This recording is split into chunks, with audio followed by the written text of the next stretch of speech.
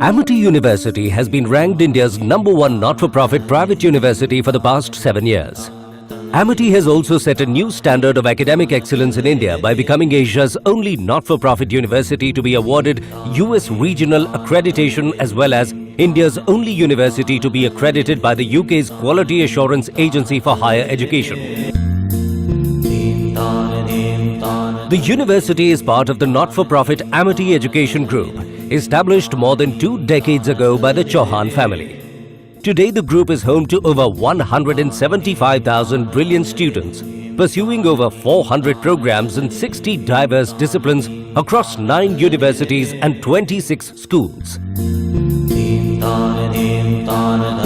Amity Group's vision of establishing a global knowledge network has led to establishing international campuses in London, Singapore, Dubai, New York, San Francisco, Amsterdam, Abu Dhabi, Sharjah, Tashkent, Mauritius, Nairobi and South Africa. Amity's strong focus on research and innovation has led to the filing of more than 1,200 patents, which according to the Controller General of Patents in India is the highest number of patents filed by any individual Indian university. Amity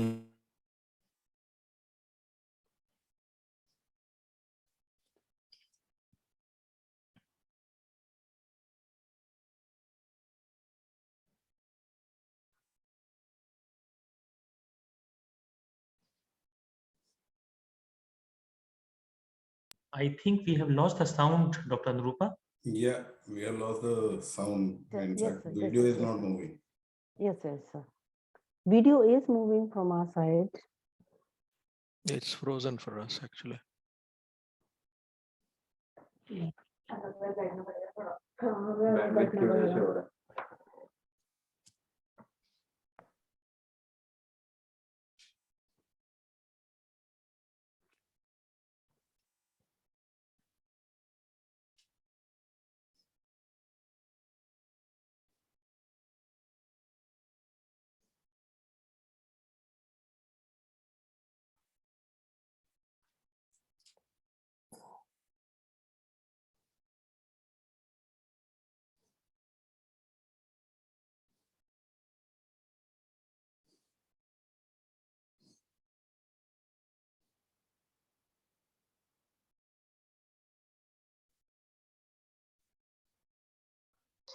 We apologize for the delay. There are some technical issues and we are trying to No solve issues, them. Alankrita. When I will be speaking, I will be telling them about Amity, right? So Okay, sir. you can just start. Thank you so much. Sure, sir. As a business school student, never ever always think about plan B. Always be ready with plan B, right? Yes, sir. Yes. Definitely.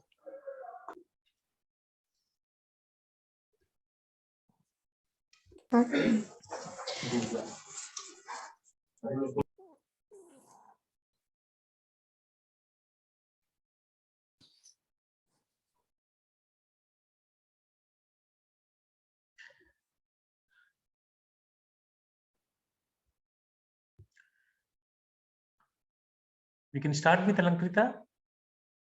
IT team, please allow Naman. He's out of the meeting. IT team. No, ma'am, he is not in the waiting list. Yes. So please let him in. Ma'am, he is not joined. Please tell him to join. Dr. Bansal, I believe at times we really feel slave of this technology. Huh? Absolutely, sir.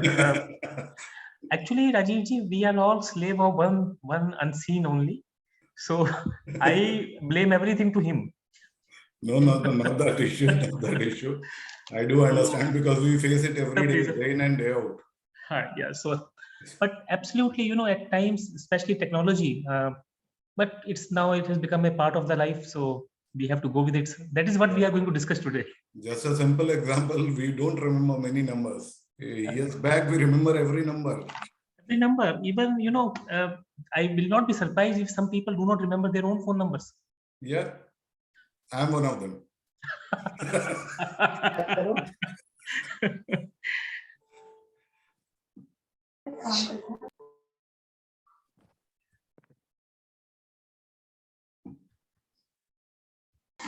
As Kurt Lewin wisely said, and I quote, "There is no research without action and no action without research."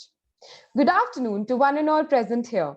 I, Alankrita Mathur, along with my fellow compeer Swaleha Khan, extend a warm welcome to our honorable guests, faculty members, and enthusiastic students to the Marketing Forum of the 7th Global Leadership Research Conference 2022, organized by Amity Business School, Amity University, Noida. Today, we also welcome esteemed dignitaries among us from various fields of business management. Amity is an institution driven towards excellence, leadership, and research. Amity Business School believes and follows this mission and has a rich history related to research-driven projects and innovation. Under the strategic and visionary leadership of our respected founder-president, Dr. Ashok K. Chauhan sir, our dynamic chancellor, Dr. Atul Chauhan sir, our vice-chancellor, Professor Dr. Balvinder Shukla ma'am, and our most beloved Dean FMS and Director, Amity Business School, Professor Dr. Sanjeev Bansal sir, the university has scaled unprecedented heights. The 7th Global Leadership Research Conference 2022 revolves around the need for creating a platform where management scholars, researchers, academicians, and practitioners can share the groundbreaking outcomes of their research across diverse management domains and subsequently contribute to theory building in the field of management. The conference aims at providing a platform for discussing research practices across emerging paradigms from the management disciplines of marketing, finance, human resource, operations, and general management. The conference aims at cultivating a global ecosystem where discussions can be organized on the evolving demographic, socio-political, industrial, and digital patterns across business and society globally. We are privileged and delighted to have with us our Honorable Dean FMS and Director, Amity Business School, Professor Dr. Sanjeev Bansal sir with us. On behalf of this esteemed gathering, I take pride to invite our very own inspiring and dynamic Dean sir. Under his leadership, Amity Business School has scaled heights and has been ranked in the top 10 business schools of India in 8 successive years. In an acclaimed career span of about 33 years in teaching, research, and consultancy, he has been invited to be a part of several prestigious academic and professional bodies, and in his advisory capacity, has stirred them to success. Sir is an avid researcher and has more than 225 research papers, 47 authored books, and has successfully guided 28 research scholars to produce works of immense educational impact. Sir has been awarded Lifetime Achievement Award by GBIT and SIBF. A team leader who leads by example, an institutional builder, a love teacher, and an ardent researcher. I would request Professor Dr. Sanjeev Bansal sir to kindly enlighten the dynamic minds. Very much, Swela. God bless you. I just wish I should be worthy of all the good things. The only word which I would like to tag with me is I am a teacher by choice. I am a teacher by choice in the field for last 33 years. And this is the only introduction I would like to carry forward with. All the esteemed panelists, good morning, one and all. On behalf of our Honorable Founder President, Dr. Ashok K. Chauhan, our Chancellor, Dr. Atul Chauhan, Vice Chancellor, Amity University, Uttar Pradesh, Dr. Balvinder Shukla, all the faculty, staff, and vibrant students at Amity Business School. And I extend a gracious and heartfelt welcome to all the esteemed speakers from academia and corporate, and participants joining from across the globe for Marketing Forum of 7th Global Leadership Research Conference GLRC 2022 on the theme, Leading in the New Reality, Insights into Actions. Under the great strategic and dynamic leadership of our founder president, Dr. Ashok K. Chauhan, with his unparalleled vision, focus, determination, and unremitting efforts, today, Amity is on the map of the world as a well-recognized group globally. We were being cut short by seeing this video, which we were displaying to you. Amity Group is now, for all members here, spread over all the 7 continents. And when I'm using the word 7 continents, I'm including Antarctica also, where we have an expedition. of our Environment Sciences Division. We have our presence in more than 20 countries of the world, and we have now 20 plus states of India covered under where we have our campuses. The school, which I am fortunately leading now, Amity Business School, is the first institution of higher education, esteemed colleagues, flagship institution of the group, established in 1995, and we have today 25 preschools and schools and 11 universities in 11 different states of India. Amity University Uttar Pradesh was established in 2005, and we have our presence in Greater Noida, Lucknow, and Dubai and Tashkent as offshore campuses of this very university only. This is 17th version of our leadership conference, reinvented as Global Leadership Research Conference, GLRC in 2016. We all have been, and one more thing which I would like to tell the house is that in 2020, February, we conducted our 5th version of GLRC. That was the last time any event happened in the face-to-face mode in the campus. And it gives me immense pleasure to inform all of you that today is the first day in the face-to-face mode, and this conference, I think, is the first conference of University of Uttar Pradesh, which is happening in hybrid mode. You can just see on your screens, you can see two venues here, where you can see our venue of seminar hall, and you can see our auditorium, a great auditorium with capacity of 500 plus, and you can see the wonderful students of Amity Business School sitting over there maintaining the COVID protocols. Friends, we are all witnessing the unprecedented pandemic for 25 plus months now. It all started in this December 2019, and it's almost 25 months, and it has been fundamentally changed the world as we know it. People are living differently, buying differently, in many ways, thinking differently. Companies moved rapidly to deploy digital and automation technologies, dramatically accelerating trends. Work went remote, shopping, entertainment, and even medicine went online. If you permit me all, then I think emotions also went online, and businesses everywhere scrambled to deploy digital systems to accommodate the shifts. Every activity and function that could move online did, fueling a mass digital migration. Companies sent their employees home and eliminated business travel. Consumers went online to fulfill needs, ranging from buying groceries of all the kinds and taking school classes to college classes to exercise to doctor's appointment. Businesses also turned to digital tools in new ways. The world started focusing on globalization. The consumers started being socially responsible in their behavior, and an upsurge of consumers' concern over sustainability was also observed. Returning to business as usual will be a new challenge. It will not deliver a sustained long-term economic recovery. The business needs to bring in innovation and create behavior changes in the way the business is being carried out. The theme of this forum is basically based upon these issues only. And this conference is having number of forums. We have 5 forums in various fields, and we have number of research tracks also in various fields of management. This forum will offer a perspective on how the pandemic has reshaped the future of marketing behavior, consumer behavior over the next several years. We will also focus on understanding what that means for consumer behavior and recovery in consumer spending, a critical factor for the global economic recovery. I welcome all the vibrant marketing forum guests over here, where we have the right mix of representation across the business domains by leading captains of the corporate world. We will be sharing, they will be all sharing their experiences of how to deal with such challenges and giving their valuable insights.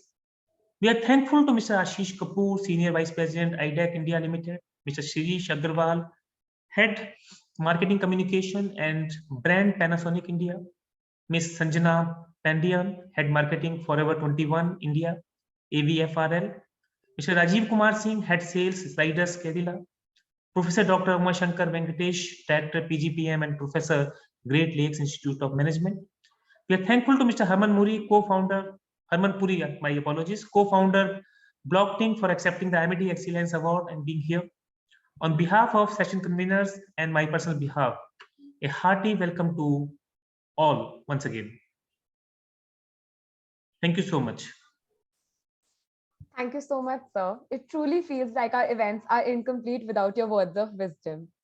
Now, I would like to take this opportunity to introduce our speakers for the day.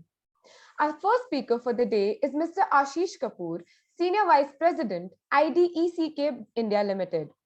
Sir has over 17 years of experience in business development, project management, account management, and relationship management across sectors such as wastewater, urban infrastructure, ports, logistics and warehousing, and many more.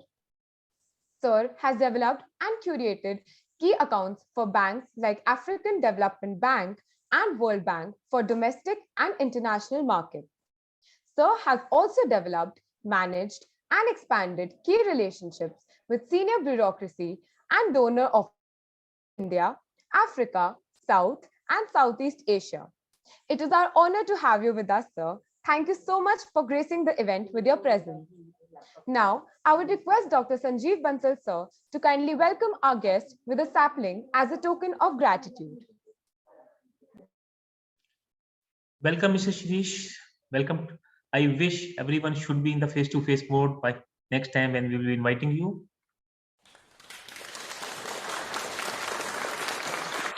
Thank you, Mr. Bansal, for your kind words.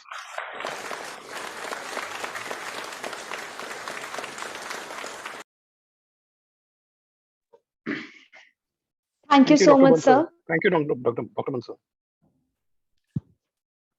I would like to welcome our next speaker for the day, Mr. Shirish Agarwal, Head Marketing, Communication and Brand Panasonic India Limited. Savila, just 1 minute. My apologies. Mr. Kapoor, welcome here. I missed his name. No issues at all, Dr. Bansal. Sir.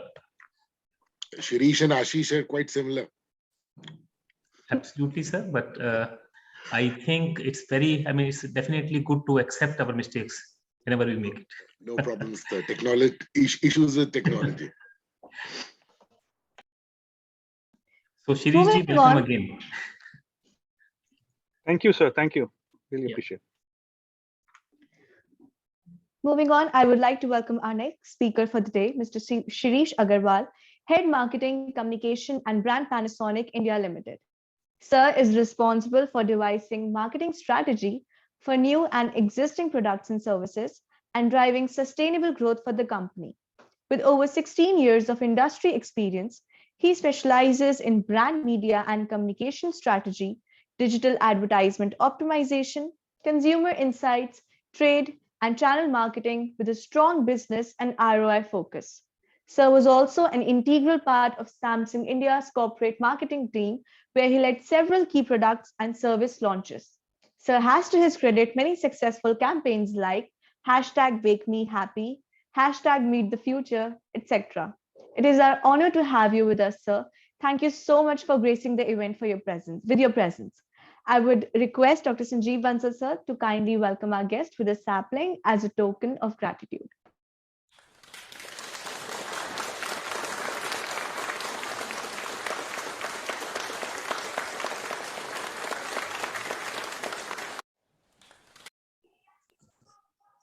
Our next speaker for the day is Ms. Sanjana Pandyan.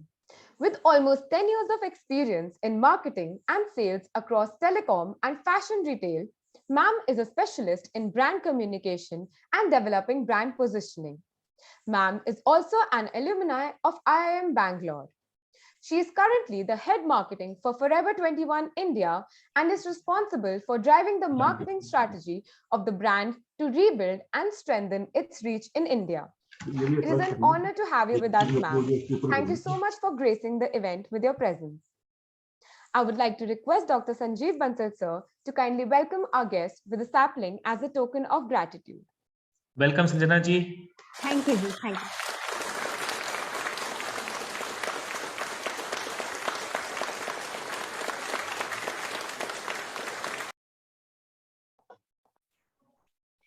Our next speaker for the day is Mr. Rajiv Kumar Singh, Sales Head, Zydus Cadila. With over 30 years of experience in marketing and sales, Sir has achieved great heights in handling one of the biggest field operations in pharma sales and marketing. Sir is a graduate in science, MA in English, and has hands on training and certification in various workshops in national and global initiative on operations. It is our honor to have you with us, sir. Thank you so much for gracing the event with your presence. I would request Dr. Sanjeev Bansal, sir, to kindly welcome our guest with a sapling as a token of gratitude. Rajiv ji, welcome. Thank you so much, sir. Thank you. I'm honored.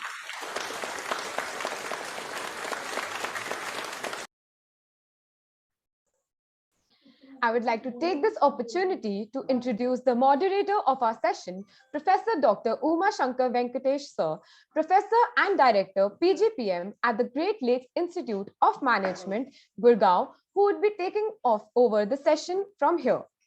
Sir is an educational entrepreneur and has helped launch many institutions of higher learning in his career, spanning over 33 years.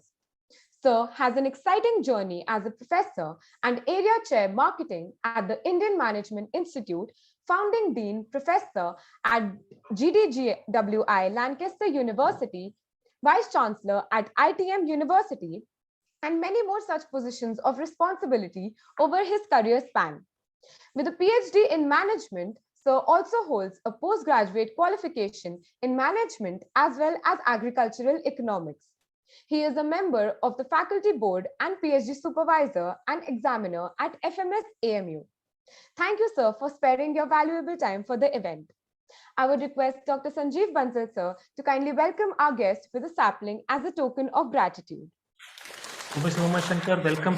Welcome to this conference. Thank you so very much for being here. It's a pleasure. Thank you, Professor Bansal. My pleasure.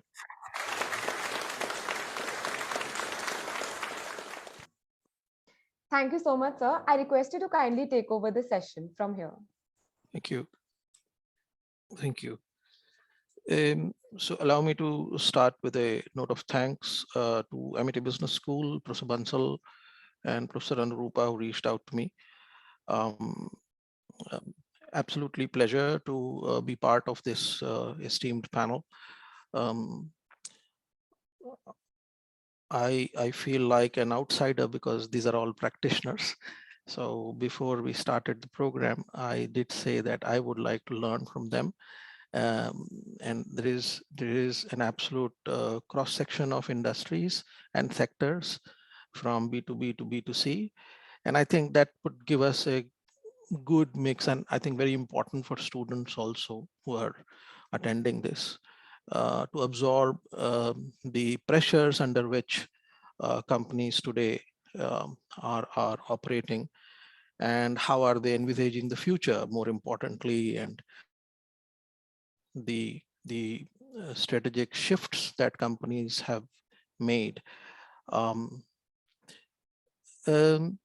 As a preamble, I think we need to understand that the pandemic did push us and speeded up some of the things that we were already doing. And the pandemic became a precursor to actually, because it was survival. So I think all companies have contingency plans, like Professor Bansal was talking about Plan B, all contingency plans. And all companies have future plans, which are based on a reading of the future and how it is going to pan out. Right. And if you look at the resource-based strategic planning process, every company has its own strengths and weaknesses, right? And so this is nothing new. What is new is that, we had to reinvent ourselves faster than we had envisaged. And that's the pressure that the pandemic created. Having said that, there was a sentence from Professor Bansal again, who talked about the changes in consumer behavior, whether it is B2B or B2C. I think, and I teach consumer behavior as one of my elective courses, and that's where my expertise a little bit is. I think the consumer behavior has changed permanently, and there's no coming back. I've been reading reports and research reports, syndicated ones, as well as individual researchers. And it clearly highlights that, for example, the most interesting part was that how people, example in an emerging market like India, shifted to buying grocery online in such a big way. Are they going to come back when we open up? So the answer is no. A majority of them are going to stick. The motivation of sticking to digital would be different post-pandemic. The motivation to go to digital during the pandemic might have been different. It was desperation. But now there is a question of choice. And I think, and the research also indicates that a large proportion of those sections of our B2C clientele that shifted, and in a category like grocery, for example, to online, are not really going to come back. They're not going to come back to conventional. And you may see that, most large retail stores today willy-nilly have to have an online face. They may be maintaining physical presence in high street stores, everything. I think Sanjana would agree that fashion has changed. Fashion has absolutely changed. When I say fashion has changed, I mean not only the fashion trends, which obviously does change, but the operations and the user interface kinds. I'm using a word from IT, but user interface is something that we used to create through this experience marketing, wherein we created these very unique stores, right? And it created a pleasurable experience. Tried to create a pleasurable experience. How do you translate that into online? And the problem is this touch and feel, which is so important for, let's say, Sanjana's sector, right? How do you recreate that? Is it possible to recreate that? Right? Now, the point is that we cannot even now discuss the possibility. We have to do it. So I think it is a great sort of, initiative on part of ABS and Amity University to give us a set of speakers, and it would be an absolute pleasure for me individually to just listen to them. And at the end, as we said, we will have a series of questions and answers. And I would hope that students would participate in the Q&A a little bit more than us, right? Because we will only ask hackneyed questions, Hamare questions purane pad gaye. So yeah, so this is the world of Mr. Harman Puri and likes, right? So they need to ask the questions. So I think without further ado, may I request Mr. Ashish Kapoor, Senior Vice President, IDEC India Limited, to deliver his presentation. Mr. Kapoor, thank you. Yeah, hi. Very good afternoon to everybody. It's nice to be part of the 7th Global Leadership Research Conference 2022. I would like to thank the Amity promoters, Dr. Chauhan, Mr. Atul Chauhan, Dr. Shukla, Dr. Bansal, and to invite us to this conference. I would also like to, give my warm regards to my co-panelists, Mr. Agarwal, Mr. Pandian, Mr. Singh, and the moderator, Mr. Umashankar Venkatesh. So thank you very much. And I've just put my thoughts today morning into a small presentation. I'll just like to share that with permission, if I can. Please. Anurupa, can somebody help? Yes, sir, you can share. Yeah, you can share the screen, yes. Yeah. Is it audible? Sorry, is it visible? Yes, sir. Yes, sir. Okay. So what I did, this has been, maybe once in a lifetime kind of changes that we are seeing. So what I put across is what I think, has changed in this world, and how would we, and what is it going to have an impact, what impact it has had on the industry, and what we see going forward. So if you look at the broad trends, and I'll finish it in 10 to 12 minutes, and then we can have a quick session of questions, or after, as per the format. there is now a new form of globalization that is coming in. And going forward, climate change, environmental consciousness has become the new norm. There is a huge amount of social, I can't see my screen. Just give me 1 second.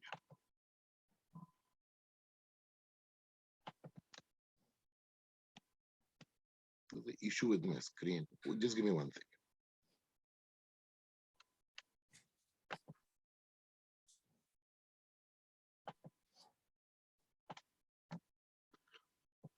Yeah.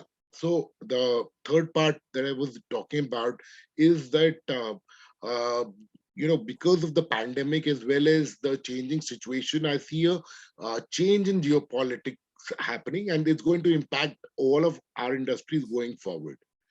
The workplace itself, like like Mr. Venkatesh was saying earlier, the way the consumer behavior has changed, and so has the workplace. There has been a huge amount of shift in the way social, cultural, and the workplace works. Another very interesting thing is the shifting demographics and innovation. I've tried to keep it global because it's a global conference. So I'm not solely going to talk about the Indian aspect, but we're looking at it as a globalization from what's happening globally. So if you look at the first part, it's the globalization. The new globalization is that we're going to have very diverse teams. See, we like it or not, we're growing old, and the newer generation is going to drive it. So the good and bad of this is that when we go towards the Gen Z, you will feel that there is very declining loyalty between organization, employees, and brands. So you have to work that extra mile, be an employer, be an organization, be a brand to keep people with you. A very important aspect of this globalization is that the balance of power is going to shift towards Africa for the next 10 to 15 years, and then you will see it's going to shift towards Asia, and in the next 10 to 15 years, you will see it shifting towards Africa. The global middle class is going to rise. There's going to be a greater interconnected world, and this will result in greater volatility in economic markets. So we need to be ready for this paradigm shift that is happening, and it is going to be a fast but shift in that direction. So what is going to be the impact of this? We'll have to develop organizations which have a culture, workflows, and leadership which is flexible, internationally mobile, and culturally sensitive. We'll have to make much higher investments in processes and automation. Environmental consciousness. There was slowly the customers were shifting, and everybody is becoming little more environmental consciousness. The COVID pandemic has made this change faster. So, everybody's talking about the sustainable development goals. We are having Paris summits. We were having summits where we know, and now climate changes hit us. The wave, there is rising emission temperatures. The onset of winter brings, our city to the global focus for all the bad reasons, the kind of smog that we have. So, there is a scarcity of resources like water, minerals, and fossil fuels. And we are going to, the big talk is going to be of having carbon neutral organizations going forward. So organizations will have to, going forward, do more than just lip service to environment. Long-term strategic focus would be towards creating green organization, and investments in green technology will become mandatory going forward. I talked about geopolitical change.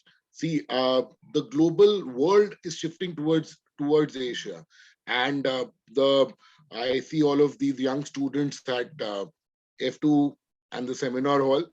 You are going to drive the world ahead. It's going to become, earlier it was, it was a bipolar world. Then after the fall of USSR, it became a unipolar world. Now it's going to be a multipolar world. And in the multipolar world, we'll have to, your when you go into leadership roles, you'll have to manage your teams across the world. So we're going to see a renaissance of democracies and a world adrift. World adrift, I mean that there's going to be increasing amount of conflict, which could be at a smaller scale, but it's going to have a lot of impact on organizations across the world. This is leading to, like, what has happened currently is that we see a lot of supply chains moving from China to India. But to move to India, India is not the only market. India is a market competing with Vietnam, competing with Bangladesh, and Laos, and all other markets as well. So if there's going to be change, we have to be ready, and we have to get those businesses in. So there's going to be change, but the one who adapts faster is the one who's going to win out of those changes. So the impact of this is expected that organizations will have to diversify supply chains, develop multiple alternatives to key raw materials. The raw material could be could be key account managers, depending on the industry that we look at. The agility to adapt to technology, adapt and implement changes will be critical. We need to have very robust risk management and contingency plans, which would be critical for sustaining growth and business continuity. The last line is something that is going to change the way we do business. Organizations which were not ready during the COVID times were nearly wiped off. So we need very, very key, risk management systems and ability to have contingency plans in case something goes wrong. The fourth thing is there is a social, cultural, and workplace shift. If you look at Gen Z and the millennials are in the workplace, and the baby boomers are retiring. Remote working is the norm, and work from anywhere culture is here to stay. So, a lot of organizations had this culture that you have to be, 9 to 5 or 10 to 6 in office, and that's the only thing the way it works. That it will work that way, but only in maybe industries which require it. Otherwise, the way things you'll have to give flexibility. So they will drive it, and to retain good amount of talent, we'll have to create that culture which is amenable to the Gen Zs and the millennials. So the impact that is organizations, if they want to grow and have, they will have to provide greater flexibility, work-life balance, and a meaningful connections with the brand they work for. The fifth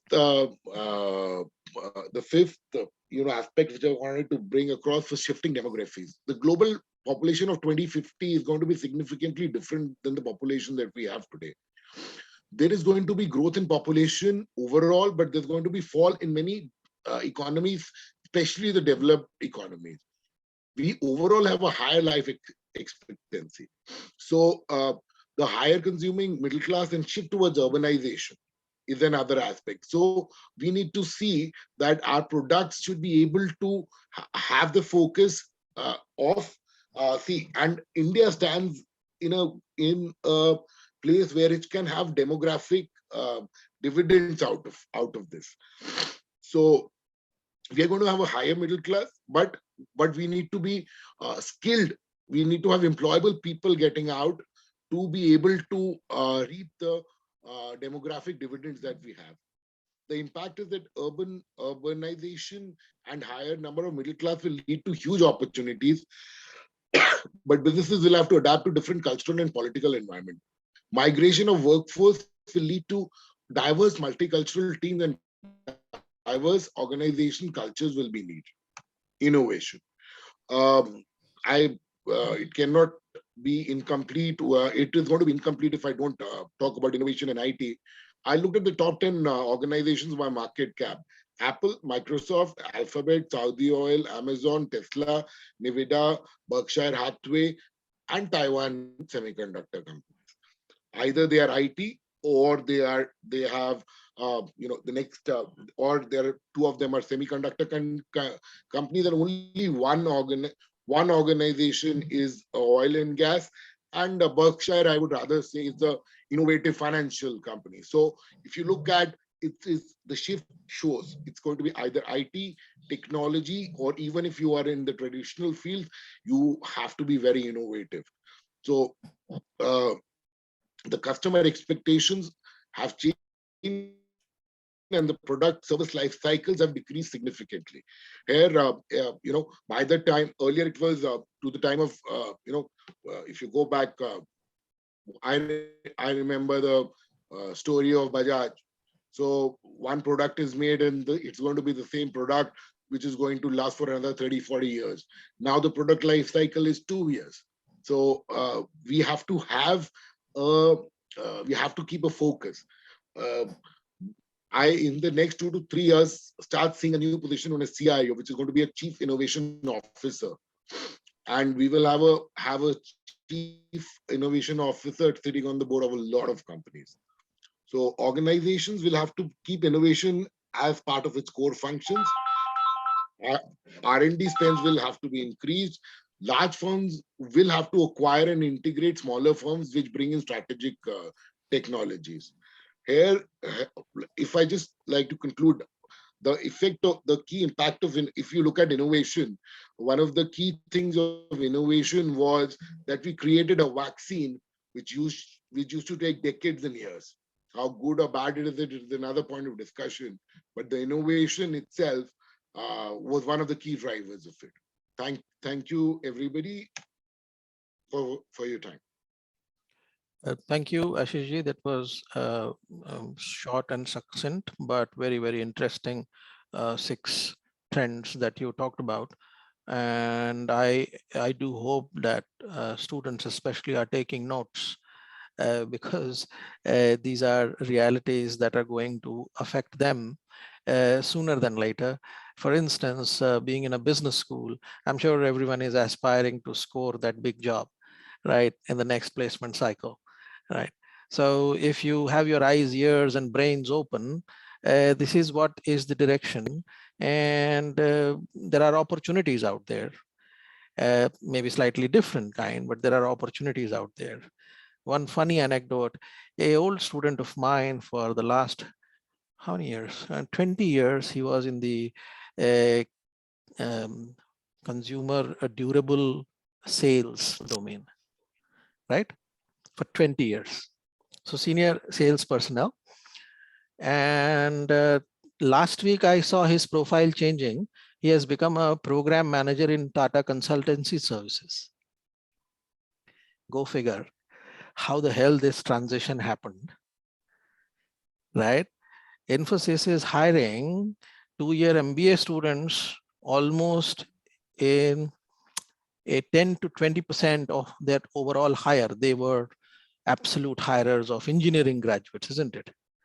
So they are hiring from B schools, PGDM graduates. So food for thought, right? So these are outcomes which Ashish brought in through his broad trends. Thank you so much, Ashish. We will handle questions at the end once everyone has, and that will demand that students are noting things down and they're noting their questions also down, right? So the next speaker is, I would like to invite Mr. Shirish Agarwal, Head of Marketing, Communication and Brands at Panasonic. Shirish, your turn, please. Thank you. Thank you. Good afternoon, everyone. Thank you, Dr. Umashankar. Thank you, Dr. Anurupa, and thank you, Dr. Bansal, for inviting me to this forum. I hope I'll be able to live up to the expectation. And Dr. Umashankar, I must tell you this, I started working on my presentation last night, and I was thinking that what should I be covering? I mean, which can add value to all the students. And I'm glad that after your context setting, I realized that, my presentation is probably to the point that you expect. So I'm feeling like that student, who goes to the class and professor suddenly announces a surprise test. And I studied about it last night only. So I'm glad that, That's MBA behavior, Shirish, isn't it? Absolutely. We project होगा last night ही शुरू होता है क्योंकि कल सुबह 8 बजे जमा करना. Yes, sir. Yes, so that's absolutely right. So sir, bad behavior to emulate, man. Please go ahead. I will share my screen. Yeah. You cannot start. Okay. So I just need the permission actually. Ashish, please unshare your screen.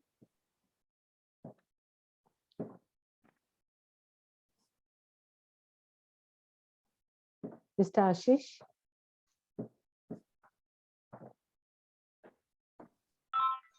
One second, I'm doing that.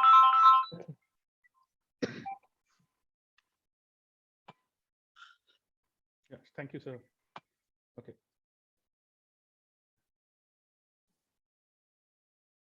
Okay, so I hope my screen is visible now to everyone. Yeah. Okay. So like I mentioned, I was thinking about, what topic I should be covering. And then I realized that, how about sharing the experiences that we all had gone through in last 2 years? This pandemic has been a great teacher to all of us across all professions. I mean, as a marketer also, we get to learn a lot. Reason being, this pandemic caught us completely off guard.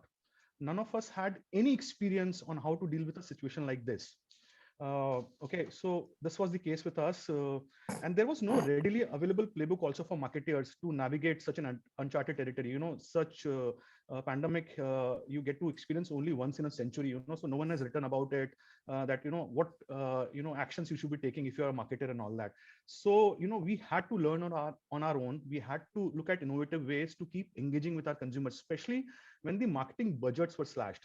So marketing budgets is the first thing that any company cuts down whenever there is an impact on sales, and there was obviously an impact on sales because markets were shut. Consumers were not out there shopping, right?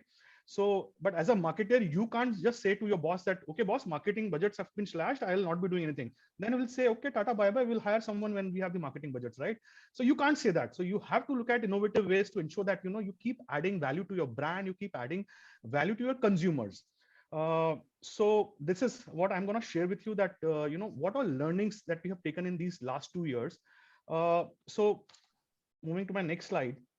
I thought I'll keep it slightly interesting, so that the audience pays attention to the slides also. So one of the biggest learnings, so I my title says that I handle brand and marketing, and if I give you a very bookish definition, so basically, first and foremost, the students usually ask, sir, what is branding? What is marketing? How are these two different? So if I have to simplify it for you, branding actually defines trajectory, okay, wherein marketing defines tactics. Okay, and if I have to further simplify it, branding creates value, wherein marketing extracts that value. Okay, this is a very normal differentiation that probably, and if you give a deeper thought to it, you'll understand what I'm trying to say. So generally the expectation from any marketing campaign that you are rolling out is that you are supposed to drive sales. That's the general perception, right? Okay, this is my P&L, this is what my COGS, this is what my fixed cost, this is the marketing budget, now this is the ROI, right? Usually this is how we look at our P&L and all that. But in last 2 years, the biggest learning that any marketer has had is that the role of marketing is not just to drive sales. The ultimate goal of you, and many of you are going to get into marketing maybe in next 1 year's time. So you need to understand this very clearly, that the role of marketing is not just to drive sales. It's actually a job of a marketer to serve your consumers or to solve their pain points. If you will drive your initiatives with these two intents, the sales will follow automatically. Okay, so always have an outside-in approach, wherein any product, any solution, any feature that you're going to talk about, please ensure to address it in a language that helps consumer understand that, okay, this is the problem that it's solving for me. And I'm sure most of you must have seen the Shark Tank. What is the idea of new business coming? You always look at problem, and then you look at how you can solve that, and that's how a business idea comes. This is the approach any marketer in today's time needs to take. Okay, so I thought I'll just share and start my presentation with that obviously sales you will drive, but if you'll have an intent of solving consumer pain points, serving them, I think you will be able to do a far better job than what you are currently doing. Okay, now another problem that we all marketers have started facing from last 4 to 5 years, and in the last 2 years it has actually grown even severe. And I'm not sure in your age you will be able to relate the songs that I have picked for my slides. It's a very old popular song. It's not even for my age. I mean, I'm also pretty young. Technically, I'm also a millennial, but I mean, these are few songs which are timeless, which are classless actually. So what it says is, in 2000, actually Microsoft conducted a study to measure how long people can focus on one thing for a specific amount of time. The results showed the average person attention span was roughly around 12 seconds. 15 years later, which is 2015, it dropped to 8 seconds. a goldfish has an attention span of 9 seconds. So humans' attention span is even lower than goldfish now. And then there was a recent study by Technical University of Denmark, which suggests that our global attention span is actually narrowing because of the abundance of information. We are exposed to so many things that everything demands for our attention, and we are not able to focus on any one trend for a longer amount of time. I mean, this is the challenge for marketers, that there is so much of advertising that is happening, there is so much of clutter. How you can make your communication stand out, make it memorable?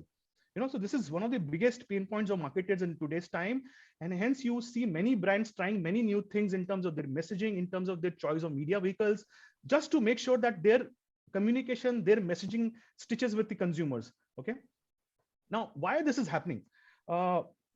Because of the fact that a consumer in today's time is going through a content that is equivalent to Statue of Liberty. An average consumer scroll through a content roughly of an average 300 feet on their mobile phones. This is a daily consumption that I'm talking about. An average consumer scrolls through a content of 300 feet on their mobile phones.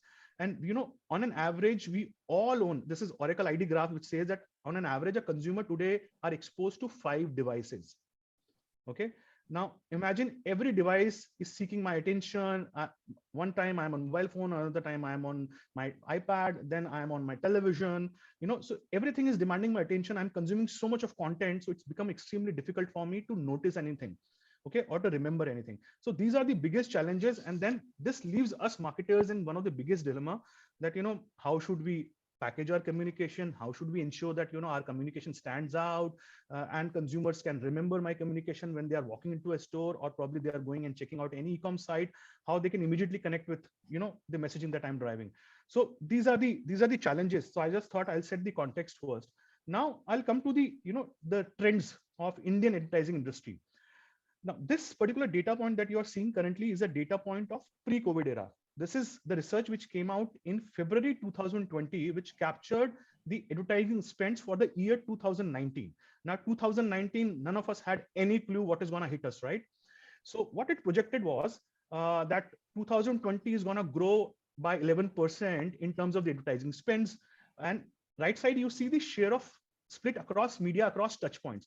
So television took the lead in terms of 39% share of spends. Second most preferred media vehicle, and this is industries put together, this is not for any specific industry vertical, this is overall advertising industry put together, was print, which is 29%, and digital was at the third position. Like I said, this data is pre-COVID era data. Okay, now just look at how this data point changed completely in 2021. So this report came out in 2021 February. So this data is about 2020, which saw us experiencing COVID. 2020 was the year gone completely, took us by surprise by COVID. So see the projection, the 2020 spends reduced. Okay, the earlier projection, if you remember, was 75,000, but actual spend that happened was 56,000 crores, 56,000 crores. And look at the right side of the graph and how the split changed. If you notice, last time print was the second most preferred medium in terms of share of expense. Print went to third position, digital took the lead. Okay, so television still remains the highest preferred medium. Reason being, there is no other medium that can give you the kind of reach that television gives you, right? In India, still television has the biggest reach. Okay, but digital took the lead, and print become the third most important touch point in terms of the share of spend by all the marketers put together across industry verticals. Okay, now if you further deep dive into this data, you will see that so left side data is a similar data that I presented in the last slide, but this particular is a breakup across industry verticals. Now, since I come from a consumer durable industry, I'll just talk about the consumer durable. If you look at consumer durable, the data further changes. You will see in consumer durables, digital took the lead with 45% of investments, followed by television, which was 35%, and print was only 15%. Another industry vertical that you will notice that had high share of spends on digital was BFSI. Now, I'll try to explain, and it's a basic hypothesis that why these two industry verticals were spending more on digital. So if you look at consumer durables, or if you even look at BFSI, the product and the services that you buy in these two industry verticals have a high life cycle. So if I'm buying a refrigerator, the average life cycle of a refrigerator is 11 years. So you don't change your refrigerators for next 7, 8 years or 9 years, right? If you're buying a washing machine, again, you don't change it in next for 5 to 6 years. So any product that you're buying, which has a high product life cycle, you make a thorough decision. You invest your time in making up your mind. It's not like I'm going to change it for in next 6 months or in a year's time. If that's the case, you still take an impulse call that, okay, if it doesn't work out me, I'll change it next year, right? But once you buy a television, once you buy a refrigerator, once you buy a washing machine, you're locking yourself for minimum 5 to 6 years. Hence, you make a thorough decision to go do a proper research and make up your mind. And this research and this search is primarily happening on digital platform now. Okay, so first and foremost thing that a consumer does, if any need arises, for example, if I think of buying an air conditioner, the first thing today I do is probably I go to an YouTube, I started looking out at review videos, or I go to e-com platforms, I look at reviews, ratings, I see what people are talking about. I go and look at opinion leaders, the influencers whom I follow, what are they talking about? And that influences my decision. I'm in big time. Hence, you see these industry verticals are investing more on digital platform. And that's what Dr. Venkatesh also mentioned earlier, that's the importance of digital. Okay. Now, another same data point being split into, further more deep analysis. If you look at the left chart, it says, if you just look at consumer durable industry and overall advertising spends, consumer durable industry contributes to 10% of the overall advertising spends. But moment you just look at digital, the share of spends of consumer durable goes up. So out of the $100 spent on digital, consumer durable industry spends 17 rupees on digital. So see how the data point changes completely. Now, just to reiterate on why digital is important and why it is becoming even more important, this is slightly old data. Unfortunately, I was not able to source the latest report. This is the data of 2018, but still relevant. It talks about, consumer decision journey. Though the consumer decision journey has become extremely non-linear in today's time. Okay, but still, just to simplify it, if you have to break it into stages, there are primarily 3 stages. First, you can think of initial consideration stage, the stage when your need arises, right? Second stage is active search stage, when you start looking out, checking out, what I should be buying, where I should be investing and all that. And third is the purchase stage. Okay, the proof of, the concept. Now, if you look at these 3 stages and you look at different touch points, so if you look at this bar, there are different touch points that a consumer usually go through. So person is one, TV, retail, digital, newspaper, out of home.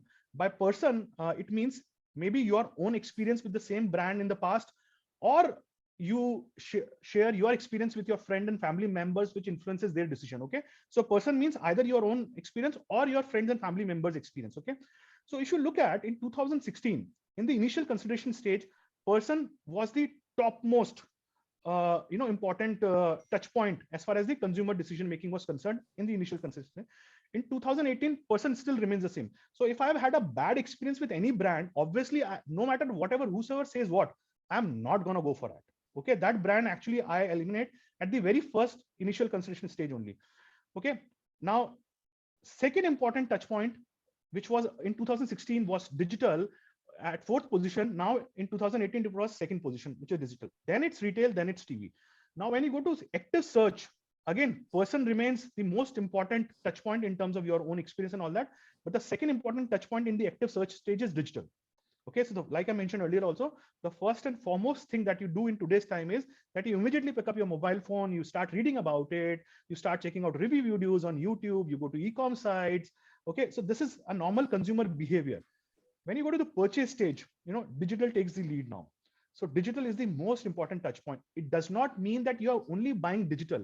What it means is that even if I'm standing in an offline store, okay, and the salesperson there says, sir, this AC is going to cost you 35,000 rupees. What is the first and foremost thing that you do? You open Amazon and you see, bhaiya, 34,000 ka hai is pe. Right? We say, okay, sir, I'll give you this discount, that discount, right? I mean, so the validation is happening on digital platform. So this is what I'm trying to explain here, that this is the importance of digital as a platform. And no brand across industry vertical today can take digital for granted. Okay. So most of the brands these days have a digital first strategy, and digital first strategy does not mean that I roll out my one piece of content on digital first. No, that's not digital first strategy.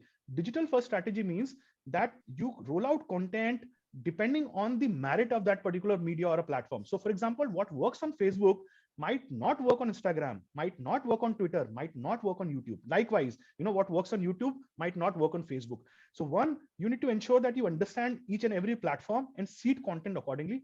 Second, you also need to understand that at what and which state a consumer is in his or her purchase cycle, and accordingly you need to deliver or communicate that message. What I mean by that is, for example, I know that Sirish is in the initial consideration stage.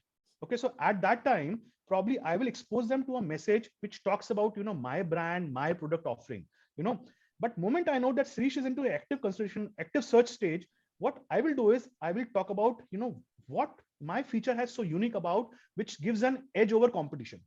Okay.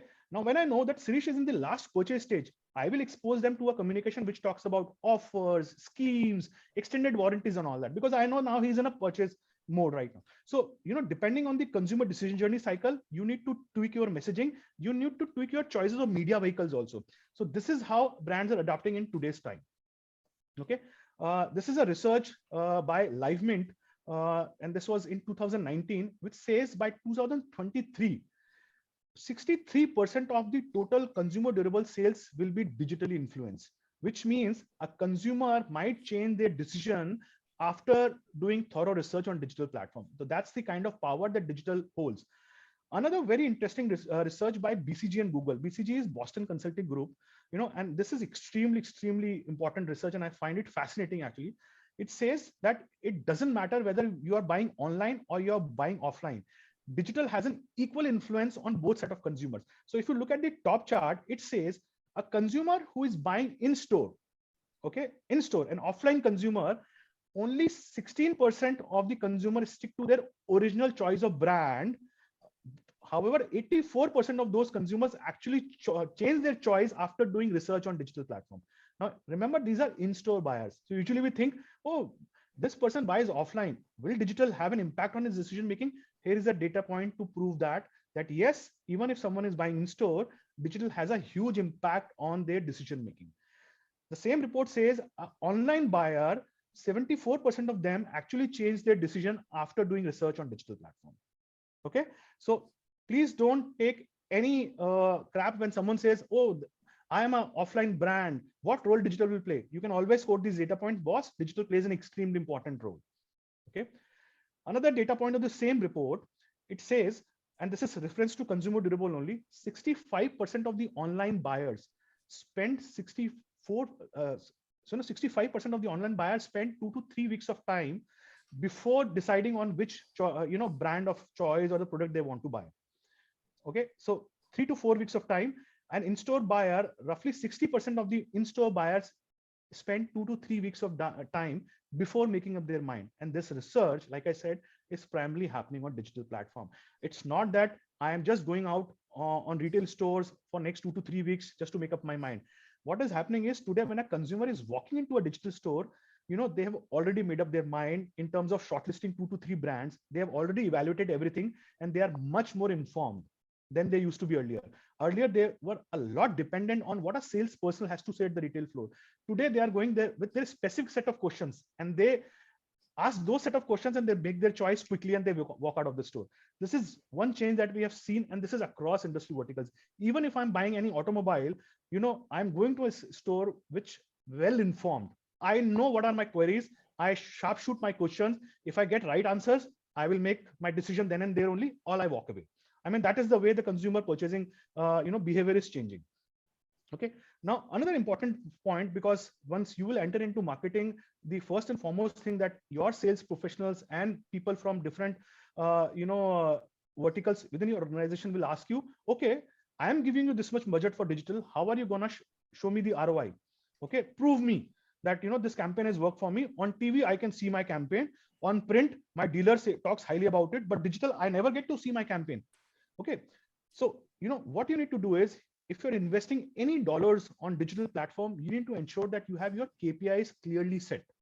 And different campaigns will have a different KPI. There is no fixed definition to KPIs. Okay. Or the campaign objectives, if I have to simplify it for you, each campaign will have a different set of objectives. So what you can do is you can decide, okay, through this campaign, I'm going to see whether there is any growth in my search query volumes or not. And believe me, search query volumes have a direct impact on your sales. If your SQVs are going up, which means your sales will, by default will go up, because it's a highly intent-based audience who is coming and looking out for you. Okay. Second could be, you can say, okay, let me measure my .com traffic. Has my traffic to my website gone up or not? Third measure could be engagement. Okay, has the likes, shares, comments on the content that I'm posting out on different digital platforms have gone up or not? Or you can measure net sentiments, that have people started talking positive about me? Has the share of positive comments gone up or not? Okay, or is it still negative or the neutral comments? If something is wrong, then that means it's a great indication to you that you need to tweak your messaging, because your messaging is not connecting with the audience. Or you can also look at e-com ratings and reviews. Are people talking positive about me or not? So likewise, depending on different platforms, depending on these set of KPIs, you always need to have right measure and make sure when you invest, you come back, you evaluate your campaign basis these KPIs, you apply these learnings in your next set of campaigns. Okay, it's extremely critical, because that will help you grow as a marketer going forward.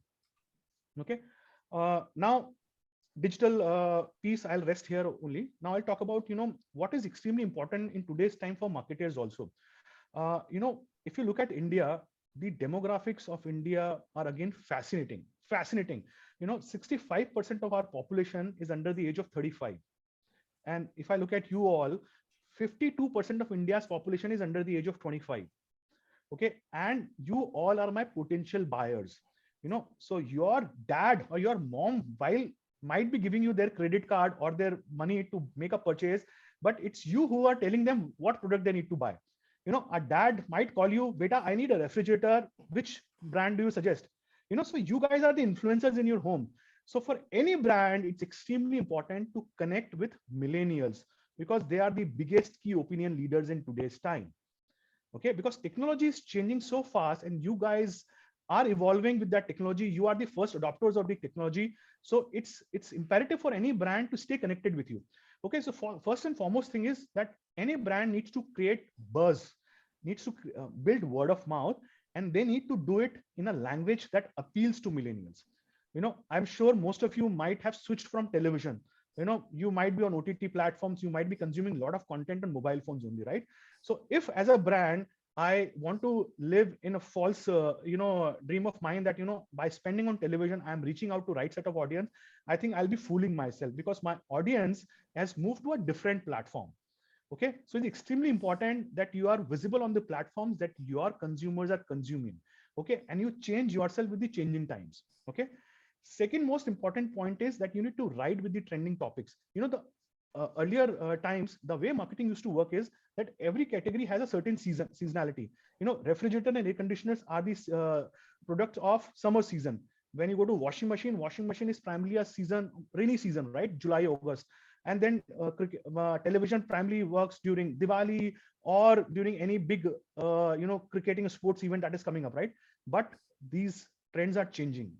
Now what is happening is brands ensure that they are communicating or engaging with their consumers throughout the year, throughout the calendar, right? Because, even if I'm not buying right now, but the brand who is interacting with me, who is engaging with me, is actually staying in top of my mind, is actually under my consideration set.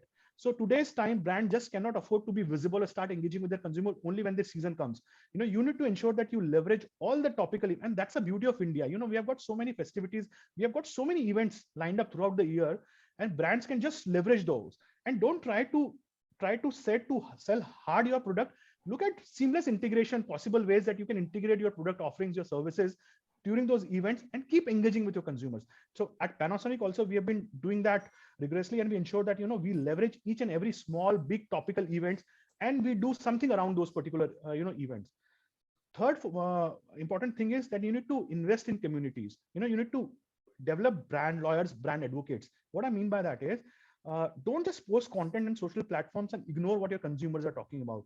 If there is any negative comment also coming, ensure that you resolve that query of consumer. Okay, set a TET. Okay, and ensure that you resolve that particular query of consumers. So moment a consumer realizes that you're listening to them, I mean, believe me, they will be your fan for their entire life. Okay, so ensure that you are communicating with your consumers, you are responding them, Don't just respond to good comments. Also try to figure out if there are any pain points, resolve that then and there only. This will help you in building and energizing those communities. I think this is something that brand need to focus a lot. Okay. Another thing, there is a need for brand leadership. Like I mentioned earlier also, a brand actually creates, value. Marketing extract that value. Okay. Now, cause marketing is something that each brand needs to focus on. And there are many researchers available online also that in today's time, millennials actually support those brands whom they believe that they are doing something for the societal causes and they're giving it back to the society. Okay. So don't just go and try to sell your product and services. Also try to do something for the society, give it back to the society. Because if consumer notices that you are doing something for the society, the brand love automatically will grow. Okay. So that should be the intent. Second is that ensure that whenever you take any campaign live, that you are present across all the touch points. The lines between online, offline media has blurred drastically. Okay. So you cannot afford today to have a different messaging on e-com platform and different messaging offline. Okay. It's the same set of consumer who's buying offline, but he's going and checking out about you online also, and vice versa. A guy who's buying online might be going and checking out offline. So make sure there is a seamless integration across all the touch points. Okay. This is something that is extremely important. Third, this is slightly personal for all the marketers. If you're doing any good work, acknowledgement always works. It always motivates you. Push it your campaigns for awards, that just motivates your entire team.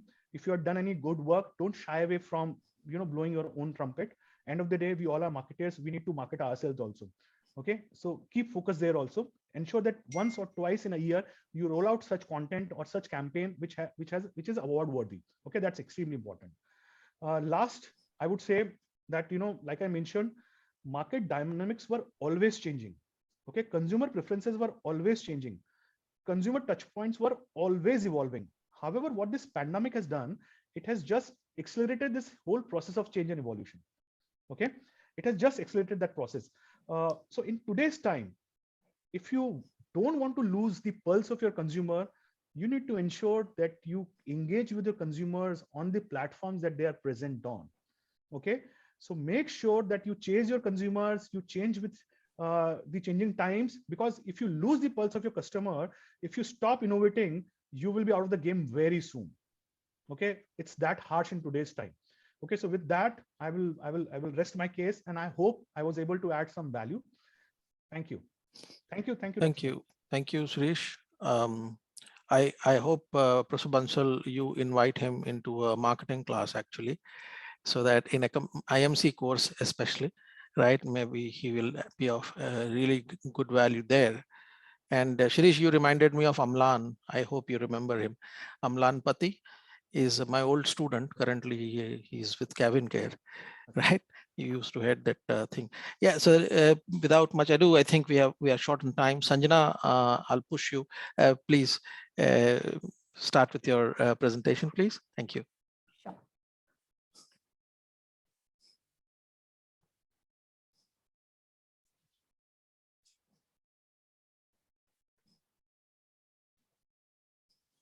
Everybody able to see the screen? Yes, please. Yeah. Perfect. So I think Mr. Umashankar and Shreesh had already covered a lot of things which I wanted to set a context about, especially Umashankar Dr. Venkatesh gave about the details, how the consumers are. You were bang on in terms of what are the challenges and how we've been. So without any further delay, let's just straight jump into, I'll not bore you with a lot of slides. It's going to be very precise, just as a guiding thing for us to when we have a discussion. Yeah. So when the pandemic started, it's more going to be about what happened, where we are, and what we see in the future. That's how we're going to go. So fashion players, largely retail driven, plus a bit of e-commerce business. That's how it was a mix of an offline and an online play. Retail as such, fashion as such, we're pushed to get innovated, adapt to new realities. We had to incorporate new strategies, new learnings, which were enforced upon these due to these unprecedented times. Like everybody said, no doubt that nobody had a playbook or anything to be done. So first thing, how it affected everywhere, like the basic of a consumer behavior is about the need. The entire need replaced everything about aspiration. The way the consumers approach their wants and needs change. As simple as if I could pick up one trend and tell you an example how this changed. In the case of fashion, comfort was the new style. You could see there was a mom who was doing work, there's a dad, there's work from home, college from home, school from home, everything from home. So shopping for comfort wear, that was what, that is something which pushed everyone. Like even if you see a lot of your favorite brands, which you would have been interacting so far, you haven't seen that, okay, they could also come up with their version of comfort wear. Everybody had to rediscover based on what the consumer needed at that time. So based on how the needs and wants changed, we were pushed to rediscover ourselves and position as to how we can be relevant in the consumer's life. Athleisure, which started as when the whole trend of athleisure started, everybody thought like, okay, it's just going to be there. It's one of the trends. It's going to be a fad. It's going to be there and move on. But to our surprise, I think thanks to the pandemic as well, it has made its way into one of the wardrobe staples. While now we've already started seeing the recovery in the business, a lot of you have already started going out, meeting your friends, started planning for travel later, occasion wear is coming back. But across brands, whenever the consumers have been reached out across multiple researches, one thing which has come out is some of the things which have picked up, consumers are used to comfort. So now all said and done, I will still have to be high on fashion, but is comfort also there? So comfort has become an important ingredient, which was not there.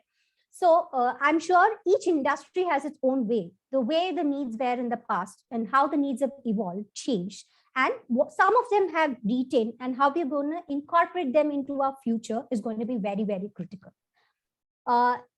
Second thing, it has altered the innovation cycles. If you see the way, like I said, the new product development. Earlier, if I had to develop, if you see example, because coming from a fashion retail industry, fashion, we would say that there's going to be a autumn, there's going to be summer. We would start planning 6 months ahead. We would start planning ramp walks like one year ahead, planning and everything would start. But now you will have to, if there is going to be tomorrow, there is something else, you will have to respond. There cannot be not even a single fashion brand who didn't come out saying during the pandemic, their antiviral products or masks to support the community. What are the different ways and products which I could be relevant in this, but still ensure that I could bring in shorter cycles? There were tremendous improvements in supply chain. I just need to touch upon this because, again, innovation and how a product is created is not just about, and not only in marketing, it is affected across different aspects of the business. Because now earlier, when I have a consumer insight, I say that probably this is the kind of trends which have already started spotting in the international shows and international market. Probably by the time it's going to come to India, this is when it's going to be there. We used to have we can wait for a 6 months to 1 year supply chain, develop new supply chain capabilities. But now it's no more. I think the pandemic has taught us as to how quick we could bring products to the product life cycles have definitely changed. So it has definitely led us as marketers also to see what are the different opportunities we could take as challenge. I would just show you one of the campaigns we did from my previous brand, Solly, during the pandemic. It's just a simple example as to when the first lockdown was there, how we worked with when the factories were shut, when workers were at home. We already had shirts in production. We were seeing how could we use their skills and bring in something which is valuable to our users and valuable to our consumers and our workers as well. So let's just play this video so that you could let me know if you're able to hear the audio. Few months, Yep. was under lockdown, but there were some who could never be bound down, like Asha. Her talent was open. Her creativity continued to flow. Inspiration sparked her imagination. Asha, along with her co-workers and our designers, imagined and embroidered hopes and dreams on fabric. Each piece a story in itself. A story of the undying human spirit. A story of skill and craftsmanship. Introducing Alan Solly Handmade Collection. Made with hands, made with love.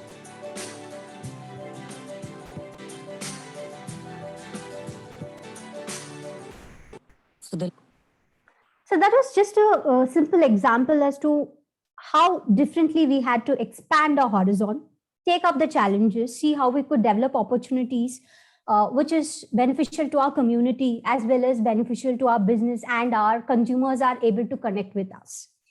The next most interesting thing, I think already Shri has touched upon a lot of it and said the context, how digital is very, very critical, and how the not to say that most of you Gen Zs, like 50% of the consumers in India are going to fall in the Gen Z. So you cannot, not just them, even the first time not just the early adopters, but also the late boomers who are moving into the digital ecosystem, have changed the way. It's not about the consumers, the entire purchase journey has changed. So that pushes the brands to rethink as to how they're interacting with their consumers. This is just a brief snapshot of this is from how consumers have interacted in some few data points for us to get a context.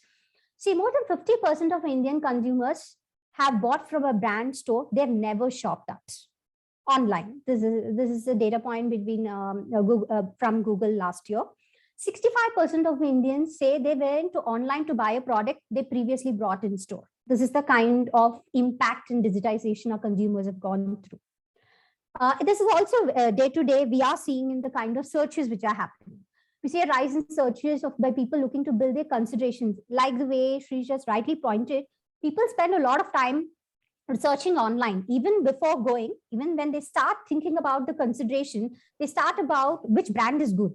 So this just grew about almost 41% and 100% increase in the search as to how people, again, in terms of how people have been searching in terms of whether there are online sale. Earlier, when sale itself used to be a very retail centric offline, but now the search interest is grown by 100%. It's because people first do the online research, and that's when the journey starts. In fact, shopping doesn't start in your mall or doesn't stop at your shop, but right now shopping starts at your phone, starts on Google, starts on social media. That's where the consumers start interacting with your brands. So if there are about 9-10 offline buyers, like the way she said, there is no distinction between online and offline platforms, especially in a retail setup where I have a very strong offline network and I have a strong online, our own brand presence plus online retailer presence. It's very imperative to see the fact that 9 out of 10 offline buyers use online touchpoints to understand the information assimilate to in their purchase journey. So we need to adapt to this changing consumer behavior. And interestingly, like Dr. Venkatesh pointed out in the starting, digital first behaviors which consumer picked up during the COVID did not go away post once the wave to settle down, and now as well. They continued. So people who started acknowledge that they started, but they still continue. That's why you will see that even the online media, when we touched upon media, there is a 70 earlier, the overlap between the consumers who are available on a television versus digital was almost less than 50%. Right now, according to latest data, as of December 2021, it has moved up to 70% overlap. So even when I'm able to reach out the wider audience, earlier who I was not able to reach out via, who are exclusively available on a television or a print media, are now available on my digital media. So the brands will have to ensure that they'll have to acknowledge this digital first lifestyle and adapt their strategies. And when you're thinking about your marketing, tomorrow when you're developing your strategies for your brands as well, so how am I addressing the different touch points and ensuring that I'm covering the different journey touch points is very, very critical. That's how to the famously called new term which has come up is the brands have become more phygital. How am I giving the best of the physical and the digital brand experience? I'm sure a lot of us have changed. I'll tell you a very simple example which most of you have gone through. When you walk into a restaurant, the first thing earlier you would ask is, "Bhaiya, menu card de do." Abhi, you don't do that. You walk into a restaurant or anywhere, he comes and places the QR code. You scan, you see what's there, you order online. that is a phygital experience. You're trying to bring in what parts of elements of the digital experience you're used to that I can bring it to my physical world. What parts of physical experience, because shopping is a very, very social experience. You go with your friends, you go there, it's an entire experience which you're having with your brand.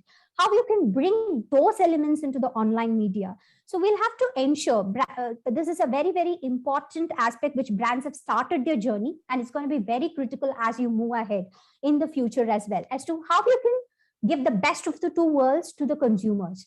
The seamless online-offline integration. A lot of brands, I'm sure, even especially in the fashion and retail space, have already started. You buy online, come and pick up at a store. You drop it. You buy online. You have any customer service queries, anything. You can just walk into any of your nearby stores. So the entire seamless integration between online and offline experience is very, very critical. So same way, when you walk into a, when you're, I'm sure a lot of you have already seen this in the beauty space. You have your AR, VR try-ons. You don't have to walk into a store, physically try, as simple as anybody wants to buy a lipstick. You have all your AR and VR filters which show how is it on. Same with the case of apparel as well. A lot of brands have already, we've started trying the AR, VR opportunities as to how we can bring this physical experience onto the digital world. So the seamless integration is going to be very critical. So when brands are looking at how am I going to ensure I'm giving because experience is a very, very critical part of your, brand, how the customers develop associations with your brand based on the experience they have with you. So this is another interesting aspect which is going to, which a marketer will have to keep in mind. This is something like the way I think Shrish also pointed out, saying that we are almost cluttered. We have always been on our screen. We don't even have the amount of time, our attention span has gone down. The amount of time we spend has gone up. So how earlier, be it most of the industries and be it in our case in fashion and retail as well, there's always seasonal peaks. You will see that during your festive, there's going to be an increase. During your New Year's, there's going to be an increase in your media spends, and you will be seeing a lot more. And of course, there is your traditional television and your print, and there is a lot of spillage because you are reaching out to a wider audience. The kind of targeting which digital enables you is also not available. But now, I think the entire digital upgradation which has happened, or the renaissance which has happened, has helped us to be always on, because it's very critical I'm always on, and also available at a cost-effective way. Because it is essential that I'm able to target precisely who are my consumers, who I want to, right from age, demographics, interest, what are the other type of brands you interact with. I'm sure you guys, when you get into more understanding of how a media targeting and other things works, the opportunity with media targeting allows you right now is unimaginable. So you are able to, this allows you the opportunity to be always on, and it is very critical to be always on, because it's like you're out of, earlier it should be out of sight, out of mind. It's very critical that if you're out of the screen, you're out of mind. It's very important to be there and the continual present, so that you are in the consideration side of the consumers. I think I would also give a lot of credit to the D2C, the D2C revolution which has started. That's another important, interesting topic which as a marketer, because a lot of the D2C brands and consumers are more comfortable interacting with the D2C brands. They're completely in the digital ecosystem. Because say, for example, only in India, it's estimated to be about $100 million industry. Startups have raised upwards of $1 billion in last year. So it's again a very interesting space, especially in the fashion sector. And not just fashion, but especially in fashion and in the other sectors as well, wherein consumers are okay not to have any other interaction, but you just come to me directly as a D2C brand. And next, of course, within that, as touched upon, content is the new medium. So earlier, content was seen as a more of a engaging media, like the way Venture said, when you're doing media, there's something you measure your engagement, something you measure for your reach, different aspects. Earlier, when you do, say, for example, you're doing a social media, to keep it as simple as a social media post or an influencer post, you would see that how well am I engaging with the consumer? It was more to see that, okay, my consumers are looking for this kind of content. Am I being able to present the right type of content so that I'm able to engage with them? But it's no more that. Considering, I'm sure most of you, at least 80% of you who are attending from there would have done a purchase on your app, would have done a purchase on your Instagram, you're browsing. So right now, in-app purchases, social purchases have become very, very critical. So so engagement is not, content is not just about reach. It also drives traffic. It also drives consideration. It also develops business as well. So content is no more seen as a medium of engagement, but content is also seen as a medium of driving business. With the increasing social commerce, how we are able to provide the consumers, am I able to reduce the friction in the way that entire purchase journey could be completed in just 2 clicks or a click away within your, say, on your social app. This brings to the point that, say, especially in the fashion industry, where am I getting influence? The fashion influencers almost contribute 51% of the respondents say that I go with the way my favorite fashion influencers recommend. I'm sure each of you, when you open up your Instagram app, you would be at least following 5 to 6 influencers. And the importance of the brands being associated with the right kind of influencers at the right frequency is going to be very critical to build an authentic presence, and being at the right media as well, like touched upon the new age media, and formats like your reels, your podcast. That's something, the next big thing which everyone is looking forward to. Community apps, OTTs, what is latest trending? Am I able to build relevance in those spaces? Becomes going to be very, very critical. Like I touched upon earlier, social commerce, live streaming, augmented reality, seamless checkout. So your customer experience in terms of how you're enabling seamless shopping experiences become very critical. So when you talk to top fashion executives in the country, almost 37% say that this is one of the key themes of 2022, which everyone is working on. And this is here to stay with the way we have picked up, because it has become a habit in terms of the consumers with the comfort, convenience, and other additional benefits which they're taking. So, and the kind of Gen Zs who are moving into the market, it's here to stay, and in the coming years. So the next important thing, which was briefly touched, is the brands and communities. So we have always, like I said, shopping is a social experience. The way humans are designed, we have our social needs. Right now, with the digitization, we have a digital avatar of the need to meet the digital avatar as well. There's a sense, I think the pandemic is also, has in fact accelerated this growth, need for the growth of communities in the online. That's one of the reasons you would say that the new age apps like Clubhouse or the gaming communities, they're all based on communities. And brands are looking as to how I can create authentic integrations in these areas. Just a quick snapshot, how consumers are looking at, you're not creating content that people consume.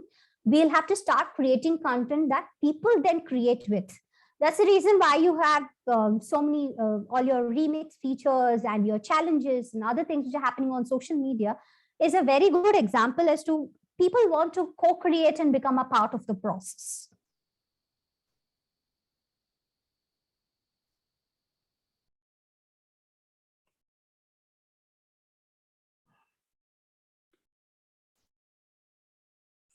Anurup, I think we have lost Sanjana.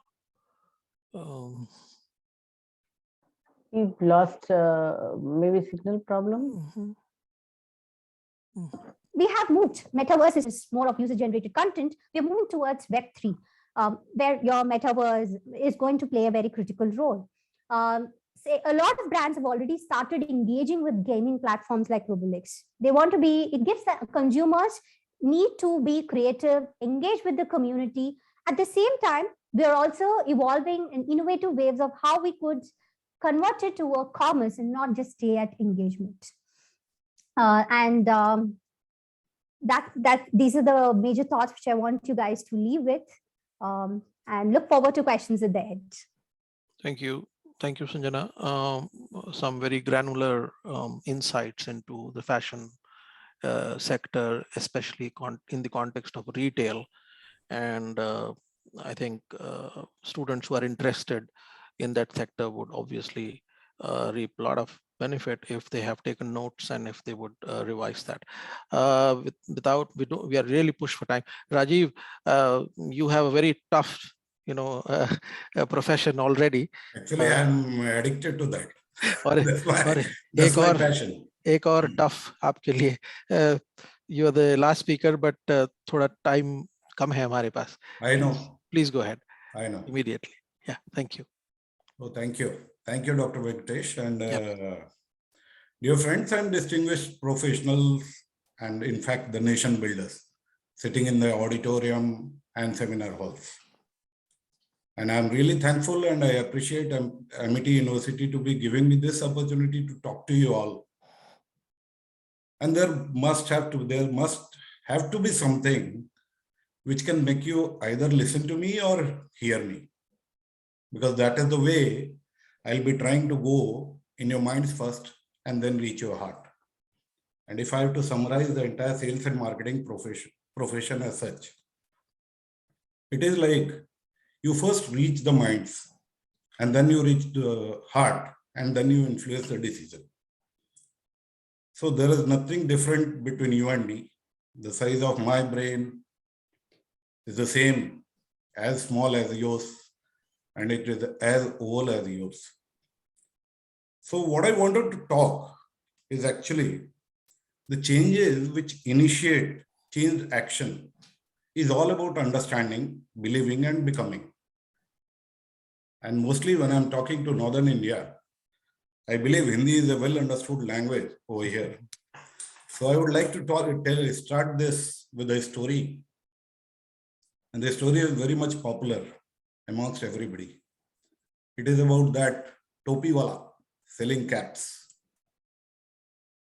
There was a topi wala who used to sell caps, and in the afternoon when he was really tired, he went and sat in the shade of a tree. There was one cap on his head and the remaining were there in the basket. After some time, the topi wala wakes up. Then he finds there are no caps in the basket. And there are few monkeys sitting on the tree. सबके सिर पे एक-एक टोपी थी और टोपी वाले के पास एक ही टोपी थी. Ultimately, टोपी वाला was very confused, क्या करूं अब? तो उसने पत्थर उठा के फेंका बंदरों की ओर. बंदरों ने ऊपर से फल उठा के फेंका उसकी ओर. थोड़ी देर बाद टोपी वाला फ्रस्ट्रेट हो गया. उसने अपने टोपी जमीन पे मारी. बंदरों ने टोपी उसकी वापस कर दी और उसने सारी टोपियां इकट्ठी करी और वो घर चला गया. Years after that, टोपी वाले का बेटा वो भी थक गया. वो पेड़ के नीचे गया और थोड़ी देर बाद उसकी भी टोपियां गायब हो गई और उसने फिर वापस देखा कि बंदर टोपी लेके ऊपर बैठे हुए, इसके सर पे एक ही टोपी थी. Then he remembered the story told by his father. उसने अपनी टोपी वापस उछाल के ऊपर बंदरों की ओर फेंका. एक बंदर, उसने देखा एक भी बंदर ने टोपी वापस नहीं फेंकी. परेशान हुआ. पिताजी ने तो यही सिखाया था कि ऐसे ही टोपी वापस आएगी. उसने पूछा, अरे भाई टोपियां वापस क्यों दी मेरे को? उसने कहा, हमारे पिताजी ने भी हमारे को ये कहानी सुनाई थी. So it was all about understanding the situation and the change in perspective. So the monkeys learned and adapted better and they came out as winners. और जब भी कोई स्पीकर आपके बीच में बोलता है ना, he thinks he's like that New Year resolution. होता है ना? Everybody, even at my age, on 31st of December, clock ticking and I decide something has to change on 1st of January. The speaker भी ऐसे ही सोचता है. While he is speaking to students, he thinks that something will change and he will be heard. But it is up to the audience what is perceived and how they adjust accordingly. So what I understand about this change situation is all about understanding the situation, then believing in what we are doing, and then becoming what we want to become. And just to share with you a few slides, although I am pressed with time, I know, but then let me do something, because I also prepared a bit and thought that I would be able to influence some decision which will touch your hearts also. So let me just share a few slides.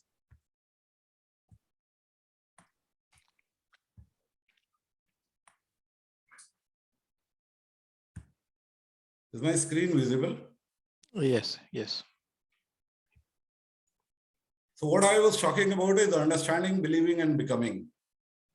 I'll augment these thoughts with some stories, which all of you must be knowing. So I ask an open question, maybe you could add up in the chat box. Which was the fastest company to reach 1 billion? And I'm asking about time. I know this time doesn't permit me to get answers, but I'll be telling you some facts. It was a company called Square Register. The company reached $1 billion, my dear friends, in 2.93 years. And the company was actually into a payment company. It was an app. And then we go ahead, we find there is a company called Lazada. That is the Southeast Asian version of Amazon, which actually reached $1 billion in 2.75 years. We move ahead. Then there were some companies which could make the mark. Pinterest was one company. It made the mark of $1 billion in 2.46 years. But still the people were not satisfied. The things kept on changing. And then there came a company called Slack, launched just 2 years back. And in 1.25 years, the company was $1 billion company. So what I'm talking about is growth mindset versus fixed mindset. Because when there are challenges, the fixed mindset has to change into growth mindset. Otherwise, nothing is going to happen, which we have experienced. 13 मार्च को हम सब ने होली मनाई थी, रंगों का रंग दिखता था. But 20th मार्च को कुछ ऐसा हुआ 2020 में जो किसी को नहीं दिखा, but it started threatening whatever was visible in the world. But then, thank to Almighty, we have emerged as strong people in 2022, and we know how to face the challenges. In our industry also, we had our share of challenges, and then we learned, and learning was actually a process where the most important thing which was involved was courage. Later on, we were told that we should be perseverance, we should have perseverance, and most importantly, the outcome was already decided. Those who had decided that they have to stay in the field stayed and grew stronger. So for growth mindset, just for definitions, I'm not going through it because of the paucity of time. I'm just telling that if we have a fixed mindset, we need to shift towards the growth mindset. And to understand that growth mindset actually requires some kind of creativity, which are there in many formats. As my earlier speakers have talked about digital, physical, they're all the ways how we adapt to the situation. But the origin of all the ways is actually when the outcome is decided. And we must all should believe that when we decide an outcome, it's about playing a game. If the outcome is decided that I have to win, I'll play the game with more dedication. I'll put in everything I have, and that is what is sales. Whatever there is to augment it, everything falls under that, all the processes, and whatever is understood in different languages. You all know the Nike story which has been given. Nike kept on discarding their own shoes to manufacture new ones to fit according to the requirement. And now Nikers are known to be the best sportswear shoes in today's world. So Nike story, you all know. I'm not going into the details of the slides. Nokia, an example of fixed mindset. You all know where it is. 10 years back, phone meant Nokia. Today, the Android, the Windows, the Microsoft, they have replaced it. It is not that Nokia stopped manufacturing phones, but it is a way that Nokia used to manufacture phones. The world requires something different. Same holds true for our minds also, my dear friends.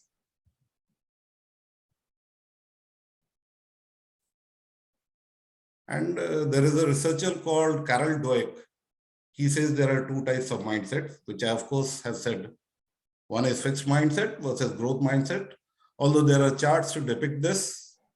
But definitely, a growth mindset gives space to a lot of creativity. And when creativity is given space, there are inventions, there are discoveries, which actually help us in the long run. I'm not going through this slide. I'm again naming a company, Alibaba.com. You all know. This is an example of believing. I'm saying understanding part was there. You all know what is Alibaba and who is Jack Ma. But some of you might not be knowing. He failed his college entrance 3 times. He was turned down by Howard 10 times. And out of 23 applicants to KFC, he was the only one who was rejected. And look at Alibaba where he is. So that is what is believing. Now I'm giving you one more name, Kobe Bryant. This is a point game. You all know basketball. So basketball is actually a game of 48 minutes, 24 minutes each half, and is played by 5 or 6 players. And this gentleman, Kobe Bryant, the time is 48 minutes. And the points he scored in a basketball match of 48 minutes was 81 points. And say, if 50% time the ball remains with one team and 50% time the ball remains with the other team. So 24 minutes given to Kobe Bryant's team also. And there are 5 players and Kobe Bryant is the most brilliant. So he had a position of the ball for 50% of the time. So the best time Kobe Bryant had in the match was 12 minutes. Converted into seconds, 720 seconds and 81 points. So every 7 seconds, Kobe Bryant had 1 point. So it was actually an example of becoming. And we believed, and my dear friends, I'm not talking about any other regional basketball match. I'm talking about NBA, which is, of course, the most prestigious basketball match which happens. So Kobe Bryant is an example of becoming. Unfortunately, the player is no more. The cruel COVID took him away a year back. But had that Kobe Bryant lived, he would have changed the beliefs. 12 minutes per 7 seconds, 1 point. Can we really think of it? But there was one person who thought of it. He not only thought of it, he made it possible. And it is very much there in the history. These are just explanations of Kobe Bryant. But then, that's what I have been saying. We need to choose between the growth mindset or fixed mindset in any kind of changing situation. And once we have that growth mindset, the ideas will flow along. There is an entire plethora of support that we get. There are an entire set of data which we get, but data are something which actually give us something, what has happened in past or what was the experience. But what we really need to take out of the data is actually the action for the future. So for a complete sales and marketing professional, I think the best of the things happen at 43 degrees centigrade in the field. Rather than having something, the ideas actually, the entrepreneurs, the big management professionals, they'll say that we have evolved the idea, but the idea evolved by them, is at 23 degrees centigrade. And ultimately, they go along with the ideas which are evolved at 43 degrees centigrade. So once we start experiencing the things, we learn better. So experience, as said in the past also, is a very good teacher and it will remain to be so. We should have belief that yes, we can make changes. and put together all our actions, small changes in our actions will definitely bring in very good changes that we are actually looking for. And in the end, I would just like to conclude that I don't know, this is a question to all of you, but a big question which lies ahead everybody, because you have a future to look upon. Is it all about ROI or is it something about ROTI, ROTI also? By ROTI, I mean to say it is return on time invested. My dear friends, you're going to spend a lot of time, or you have spent a lot of time in what you are pursuing, what you are studying. But I definitely feel that you should think of this ROTI also. Maybe your parents will think of the ROI. If you do not grow as a very good professional or very good entrepreneur, the parents will think, "Arey, what was the ROI on my investment?" But you need to think, what is the ROTI on my investment? That's all. Thank you. Thank you. Thank you. Thank you, Rajiv ji. You delivered under pressure as usual. So, I hope that the slides are available to the students so that they can take full advantage of it. Anurupa, do you want me to invite questions? Because I think we are running desperately short of time. I wanted the speakers to speak as much as I could, but you want me to invite questions? We will finish with the felicitation, and then maybe if we have time, we'll all right. invest on. All right. Yeah. All right. And So, in the meantime, Dr. Anurupa, you can just see any. I don't think any question on the chat. Yeah. This is basically one drawback of this system, Mr. Venkatesh. I mean, if you just see, because otherwise in the live session, we always can ask the students. I thought, Professor Bansal, the presenters were very lucid, and the points that were discussed were very, very clearly articulated and explained. So, if you allow me, then I think I would like to sum up, and then that will be advisable. We would immediately go for the next item on the agenda. So for everyone, thank you so much, Ashish, Shirish, Sanjana, and Rajiv for a series of excellent presentations.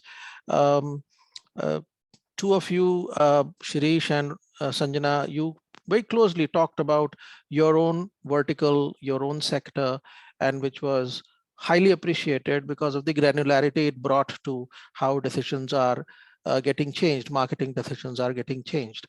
And Ashish and Rajiv, you talked about things on a more global sense. Ashish, you talked about the global trends, 6 of them, and you brought out the changes that those trends are forcing businesses to go into. And Rajiv exceptionally presented this simple message between growth mindset and, so I think the objective was leading in the new reality and insights into action. So Ashish and Rajiv, your overall holistic context setting could be a good starting point for students to start structuring their thoughts and aspirations.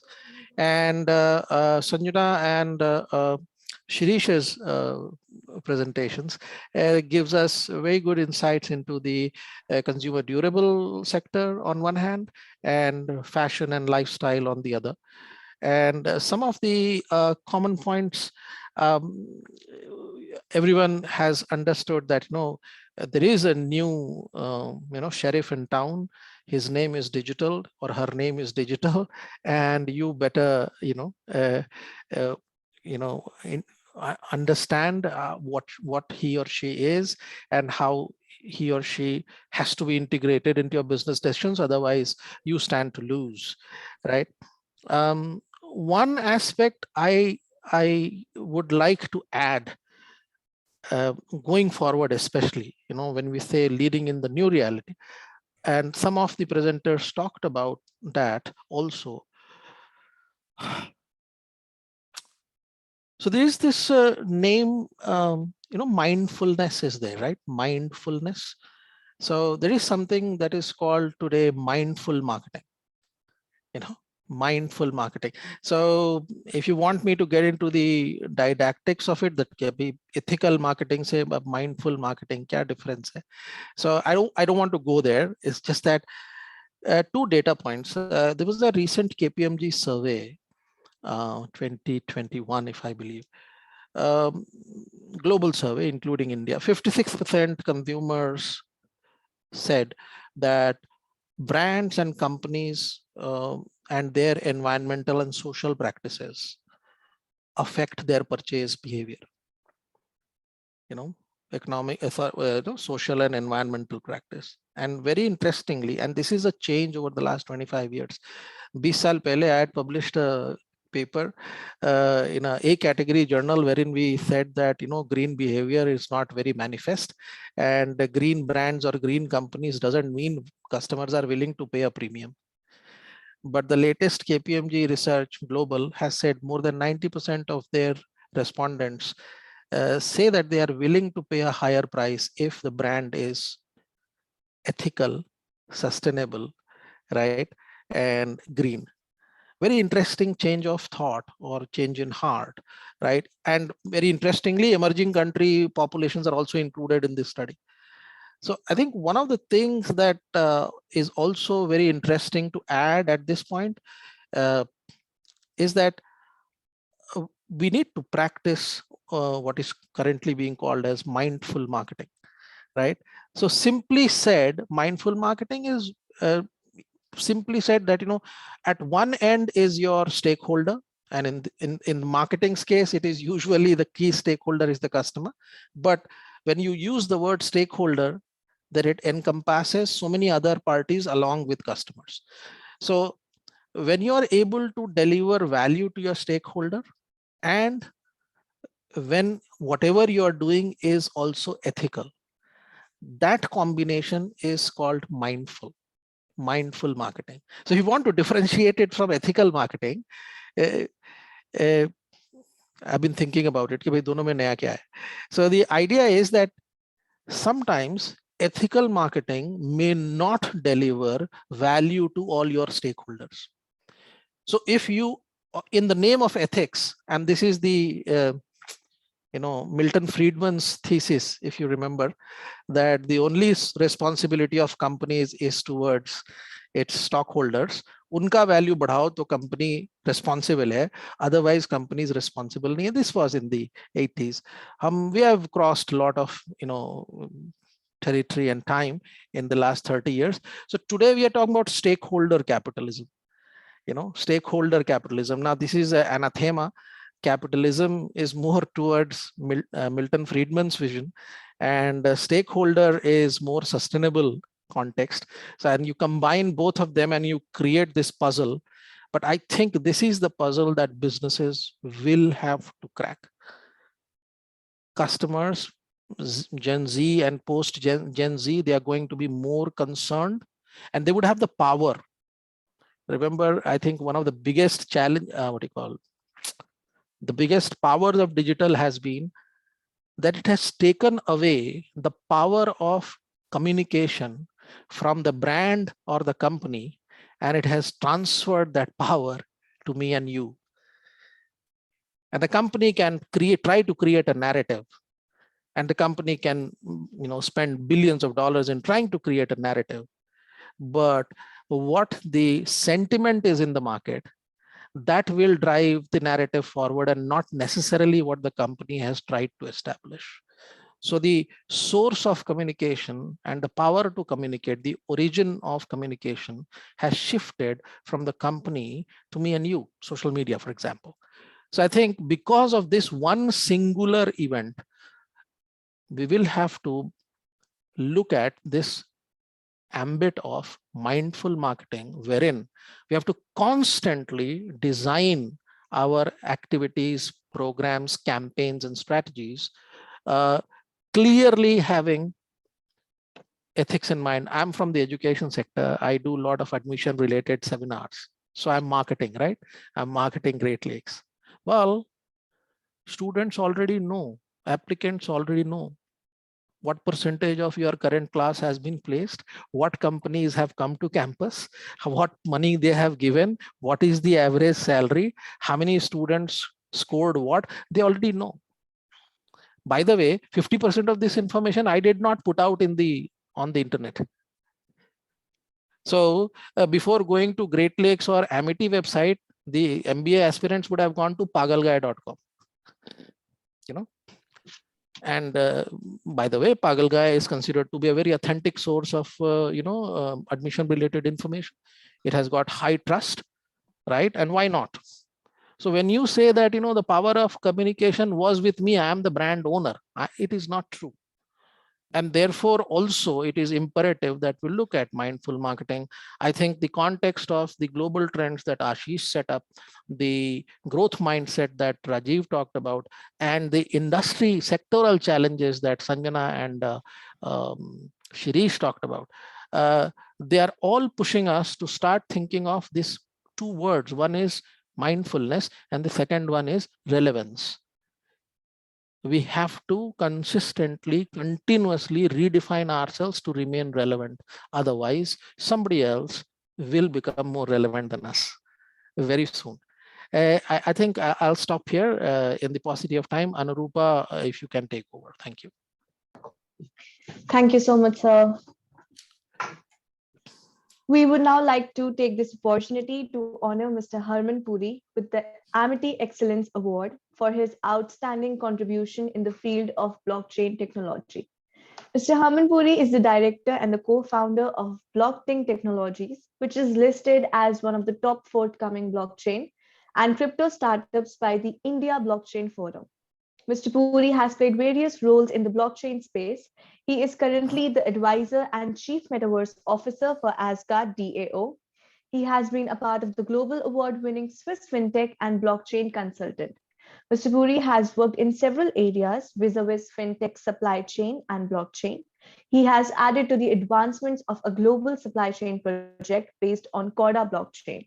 He was the DLT expert at Instimatch Global, which is a Switzerland-based fintech creating a decentralized money market, and is now the ambassador for Authentium, an Algorand-funded supply chain project.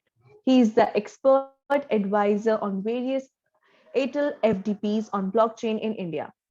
Mr. Puri is a young technocrat who has placed students of B School in various projects of BCT and showing them the path to lead in this virtual world. I request Dr. Sanjeev Bansal sir to kindly present the award to our honorable guest. Artist, congratulations, Mr. Puri. Thank you so very much for being there and accepting this award. Mr. Bansal, it's really an honor to have this.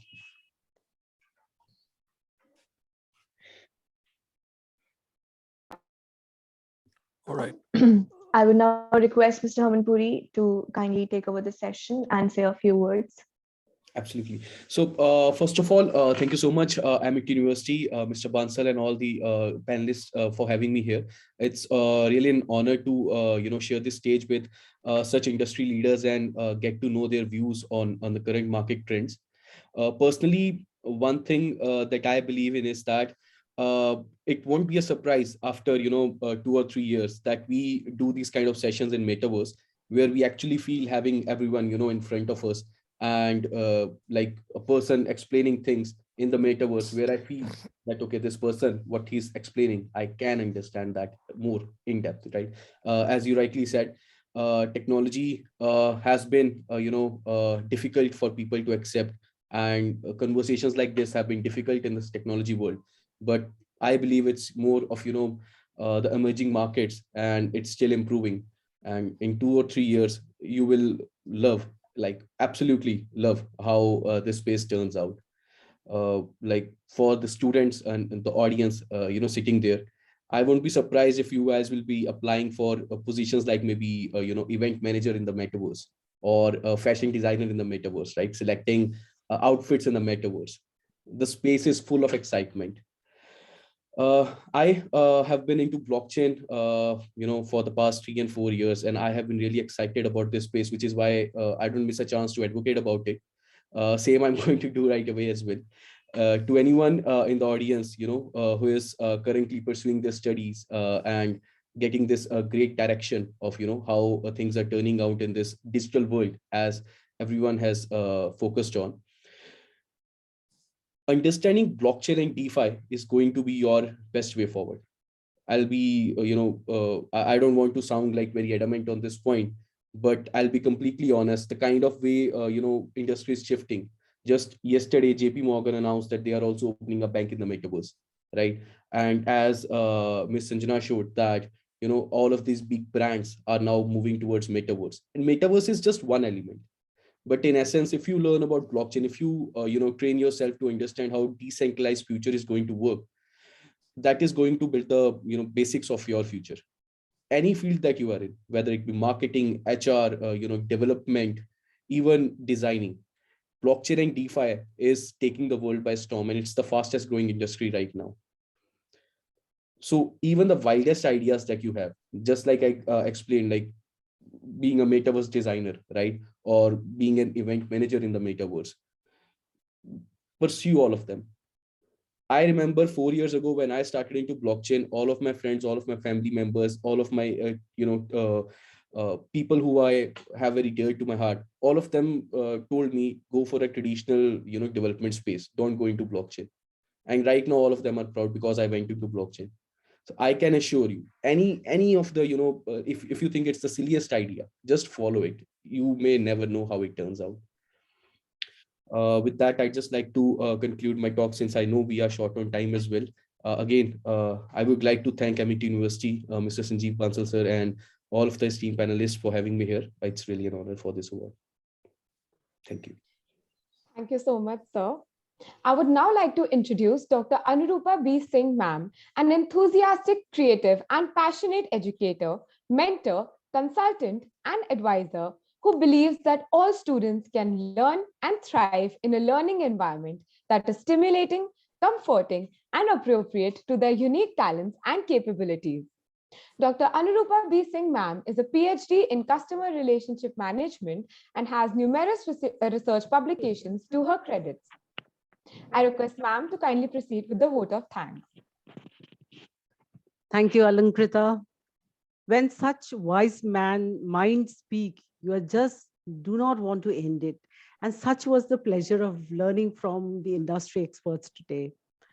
To conclude the forum, I would like to take this opportunity to thank each one of you in equal measures for taking out time to make the GLRC 2020 a success.